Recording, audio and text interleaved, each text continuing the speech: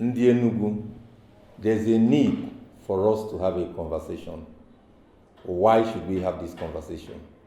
We should have this conversation because our state is going backwards as the day goes by.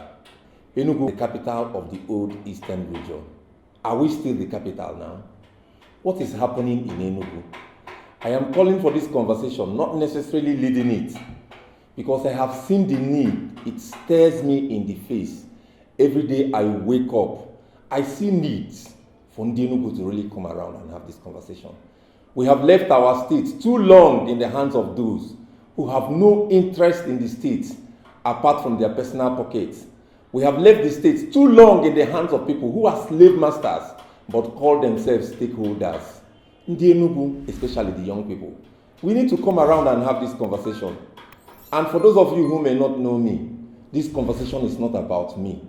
I have been on every radio station in Enugu calling out for things that needs to change in this state.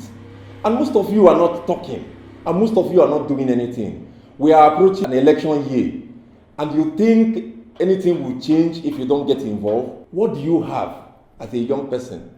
How much are you paying for your light, the energy you are consuming? How much do you recharge and it will be enough for you? Ndi Enugu, there's a need for us to come around and have this conversation. Let me even tell you this. The shallowness of our young people, it is scaring me. The shallowness of the youth. And we have a state that has been in the hands of successive governments of a political party.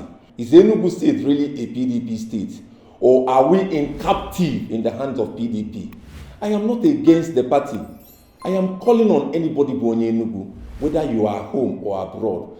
We need to have this conversation. And like I said, it's not about me. If you know me very well, you will know that I'm not interested in anything that benefits me as an individual. I am worried because those who turned 18 years in 1999, which is the time we started this current uninterrupted democratic regime, have become 40 years, and the state has remained in the hands of the same people.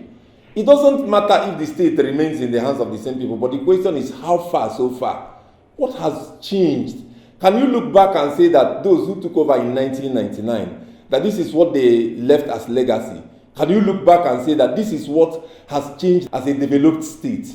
I am calling on anybody born in Enugu. You can't afford to go into 2023 election not being guided.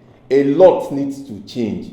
So many of us don't know, and those who don't know, you need to be taught. Those of you who know wrongly, you need to unlearn the things you know.